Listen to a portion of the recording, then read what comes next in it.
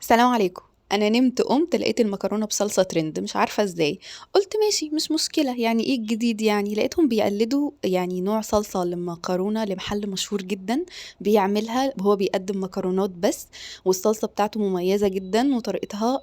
تعالوا نشوف هنعملها ازاي. المهم دخلت بحثت ودورت وشفت الطريقه، فلقيتها بصراحه يعني بنستخدم فيها بصل اوفر، يعني كيلو بصل، يعني على التلاتة كيلو طماطم كيلو بصل، فكتير يعني يا جماعة. هي ايه الوصفة دي؟ تحت رعاية فكرهم منكد عليهم ولا ايه؟ مش فاهمة.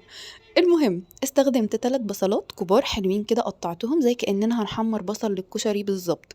وبيقولوا لك بقى ايه، ان التركات دي بتفرق قوي في طعم الصلصة. تمام، خلينا ماشيين زي ما هما ما قالوا. هنا حطيت معايا معلقتين نشا على 3 بصلات متقطعين رفيع علشان اقليهم في الزيت زي ما بقلي بصل الكشري عادي جدا. تمام. هحضر بقى معايا الصلصة بتاعتي، ده كيلو من الطماطم ضربته في الخلاط وصفيته كويس جدا. يعني افضل انك تصفيه، مش عايزة تصفيه براحتك، في ناس بتحب ان هي تحطها على النار تاخد سلقة وبعد كده تسيبها تهدى وتصفيها، برضو حلوة جدا الطريقة دي زي الصلصة اللي احنا بنشيلها في التلاجة. انا يعني عادي ساعات بعملها. السر التاني في الوصفة دي وهي السكر، بيكرملوا سكر، انا مش عارفة ليه بس هنجرب. جبت الحلة اللي سلقت فيها المكرونة، طبعا انا مش هستخدم حلة جديدة يعني توفيرا شوية في المواعين، وحطيت فيها السكر ووطيت خالص عشان دي حلة ستانلس، علشان ما تظبطنيش والسكر يتحرق مني ويبوظ الطبخة كلها. بيقولوا لك انك لازم تعمليها في حلة ألمونيا، انا مش عارفة ليه بس الحلة الستانلس يعني كان ماشي حالها وجميلة يعني. المهم حطيت معايا هنا الطماطم، نزلت بيها على السكر بعد ما اتكرمل وخد لون حلو، دي اضافه من عندي، انا بحب احط حبه خل صغيرين. بصوا البصل معايا كان طلع طبعا كان شغال على الناحيه التانية.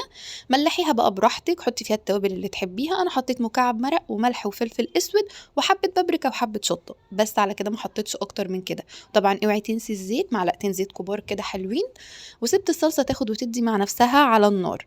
تمام. هنا بقى معايا البصل كان هو اتبرد وبعدين طلعته، في بعض الوصفات كده بعض الفيديوهات قالوا لك سيبيه زي ما هو، وناس تانية قالوا لك لا دقيه عشان يطلع الطعم بتاعه احلى وكمان شكله في الصلصه ما يبقاش اوفر معرفش ايه. فالمهم انا اخترت الاختيار التاني، وان انا عملته كده بايدي الهون ودقيته لحد ما بقى قطع صغيره. تمام. نزلت عليه بقى على الصلصه كده بالبصل دوت، واديتهم تقليبه حلوه مع بعض وسبتهم حوالي كمان 10 دقايق. انا بحب الصلصه بتاعت المكرونه في العادي بتاعتي تقيله، ما بحبهاش خفيفه، حابه انك انت القوام بتاعك يبقى خفيف عن كده براحتك خالص. حطيت بقى المكرونه بتاعتي سلقتها وحطيت عليها شويه من الصلصه وقلبتها زي بالظبط التكنيك اللي بيستخدموه في المحل بتاع المكرونه المشهور. تمام. بصراحه المكرونه كانت حلوه، الصلصه كانت طعمها جميل، كانت منسجمة كده مع المكرونة وما كانتش بتنزل من على المكرونة. حلوة جدا، جربوها. الناس اللي هي بتحب الأطعمة الجديدة، أو لأن هي مش طعمها مألوف زي المكرونة اللي احنا بنعملها بصلصة العادية في البيت، هي طعمها حلو بس مش اللي انتي تعمليها كل مرة. هو ده رأيي الشخصي. هي عجبت الولاد عندي جدا، بس ده كان رأيي الشخصي. شكرا ليكي لو بتتفرجي عليا لحد هنا، ولو لسه متابعاني ياريت تعملي شير كتير للوصفة عشان يوصل لعدد أكبر من الناس. سلام.